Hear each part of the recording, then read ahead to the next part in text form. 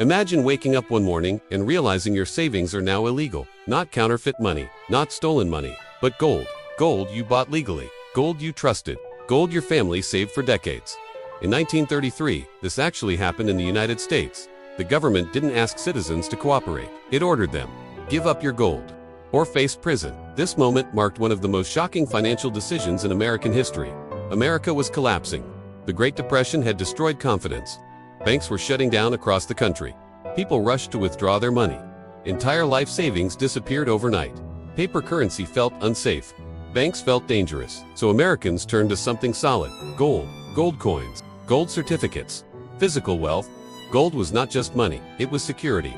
And as fear spread, people stopped spending. They hoarded gold instead. To ordinary citizens, this was survival. To the government, this was a disaster. At that time, the US dollar was backed by gold. This system limited how much money the government could create. No gold meant no new dollars. During a severe economic depression, this restriction became a problem. The government wanted to stimulate spending. It wanted inflation. It wanted control over the money supply. But gold was in the way. As long as Americans held gold, the government lacked flexibility. So officials blamed gold hoarding for worsening the crisis. Gold was no longer seen as protection.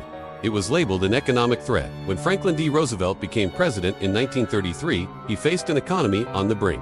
Millions were unemployed. Businesses were collapsing. Confidence was gone. Roosevelt believed bold action was necessary, and that action targeted gold. On April 5, 1933, he signed Executive Order 6102. With a single document, private gold ownership became illegal. Americans were ordered to surrender gold coins, gold bars, and gold certificates. In exchange, they would receive paper dollars. The price was fixed, $20.67 per ounce. There was no negotiation. Refusing the order was dangerous.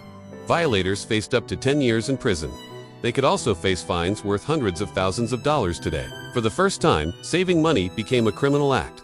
Not because it was stolen, not because it was fake, but because the government needed control. Millions of Americans complied out of fear. Others resisted quietly. But the system had already changed. This was not just a policy decision. It was a turning point, and what came next would reshape the American dollar forever. Thanks for watching. Subscribe for more stories that changed history. After the gold was collected, Americans believed the story was over. They had surrendered their gold, followed the law, and trusted the government. But the real move was only just beginning.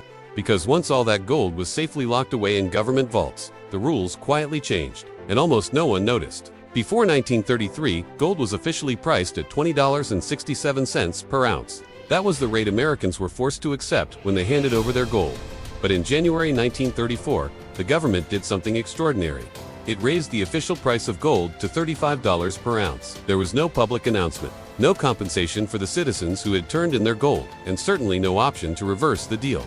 Overnight, gold became nearly 70% more valuable. But here's the catch: Americans no longer owned it. The government did. This single decision had massive consequences. By increasing the price of gold, the government effectively devalued the dollar. Each dollar now represented less gold than it did before. That meant savings lost purchasing power, wages bought less, and any cash you held was simply worth less. But the government gained something incredibly powerful: more money. Here's how it worked. By revaluing the gold it held at a higher price, the government could now issue more dollars against those same gold reserves. No new gold was mined, no new wealth was created. Yet the money supply expanded dramatically. This allowed the government to spend more freely, to fund its programs, support the banks, and try to stimulate the economy.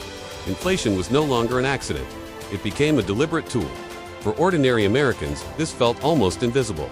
There were no riots, no sudden alarms ringing in the streets. People still had dollars in their pockets, and everything looked the same on the surface.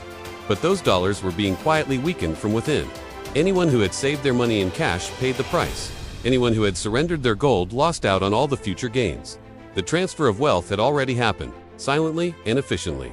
The most shocking part: this was all completely legal. Because once private gold ownership was banned, citizens had no legal claim on the revaluation. They had sold their gold under force, at a fixed price, just before the government decided to increase its value. The entire profit went straight to the government. This moment changed the nature of American money forever. The gold standard was fatally weakened. Trust shifted away from hard metal and towards government authority. Money was no longer a fixed promise. It became a policy tool. And once that door was opened, it would never fully close again. This wasn't just about gold. It was about redefining who controls wealth, individuals, or the state. And in 1934, the answer became crystal clear. After 1933, Americans assumed the gold ban was temporary, something that would end once the economy recovered. But that never happened. The ban stayed. Year after year, decade after decade. Owning gold remained illegal for over 40 years.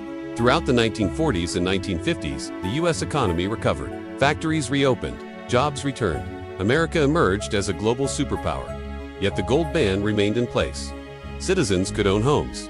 They could own land. They could own businesses. But not gold, not real money. Why did the ban last so long? Because it worked. Gold confiscation gave the government full control over monetary policy. No gold withdrawals. No limits on expansion. No competition with paper money. The system depended on obedience. And most Americans complied.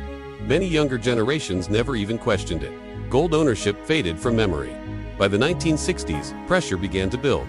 The U.S. was spending heavily. Social programs, foreign wars, global military presence. Dollars were being printed faster than gold reserves grew. Foreign governments noticed and began exchanging dollars for gold. America's gold reserves started shrinking. In 1971, the system finally broke. President Richard Nixon made a historic announcement. The United States would no longer convert dollars into gold. This moment became known as the Nixon shock. The gold standard was effectively dead. The dollar was now backed by government trust alone. At this point, banning gold ownership no longer made sense. Gold no longer threatened the dollar's convertibility. The justification had disappeared, yet the ban still remained. Not because it was necessary, but because power, once taken, is rarely returned quickly. Finally, in 1974, after more than 40 years, the law changed. Americans were once again allowed to own gold legally. No apology was given. No compensation offered. No acknowledgement of loss. The ban simply ended, as if nothing had happened. But the damage was already done. Entire generations were denied the right to protect their savings. Wealth that could have been preserved was quietly erased by inflation. Trusted money had shifted. Gold was no longer central. Paper currency ruled. This 40-year ban revealed something critical. Economic emergencies have long memories. Temporary measures can become permanent systems. And financial freedom, once surrendered, is difficult to reclaim. The ban on owning gold may have ended back in 1974, but the lessons from that time have never disappeared. Why? Because the real story was never about gold, it was about power. In 1933, the government proved something critical. During a crisis, all the rules can be rewritten, savings can be redefined as threats, and emergency measures can simply override individual rights. Once something like that happens, the economy never fully returns to how it was before. Fast forward to today, and money looks very different. Most of us don't hold physical cash anymore. We have digital balances in bank accounts, payment apps, and numbers on a screen. Money is faster, it's more convenient, but it's also much easier to control. What happened to gold back then can now happen digitally, with just a keystroke. Inflation plays a familiar role in this story. When governments spend far beyond their limits, the money supply expands. Prices go up, and your savings lose value. It doesn't happen dramatically overnight. It happens quietly, just like it did after 1933. This quiet transfer of wealth happens without big headlines. Today, debt has replaced gold as the foundation of modern economies. Governments are constantly borrowing. Central banks are constantly supporting markets. Interest rates are adjusted, money is injected, and the system is stabilized. The entire thing depends on trust, not on a physical metal. And that trust can always be tested. The gold confiscation also serves as a stark reminder that legality does not equal fairness. What happened was completely lawful, but it transferred wealth away from responsible savers. It punished caution and rewarded expansion. This pattern still exists. Those who save in cash lose to inflation. Those who are closest to the creation of new money benefit first. Now, this doesn't mean history is repeating itself exactly, but as the saying goes, it often rhymes. Financial systems evolve, but power structures tend to remain. During emergencies, control always moves upward, and rarely downward. The story of America's gold ban isn't ancient history. It's a warning. It's a reminder that money is not just an economic tool. It is a political one. Whoever controls the money controls the outcomes. If you look at forgotten empires, their collapse rarely comes from an outside invasion. It comes from decisions made within, from policies made in fear, from shortcuts taken during a crisis, and from power that was centralized far too easily. The day America made gold illegal wasn't just a policy choice. It was a fundamental shift in philosophy, from seeing money as property to seeing money as permission. And once permission replaces ownership, the rules can change at any time. This is why this story still matters so much. Not because gold was banned, but because it shows just how quickly financial freedom can disappear. In the end, empires aren't remembered for what they build. They are remembered for what they take away. Thanks for watching.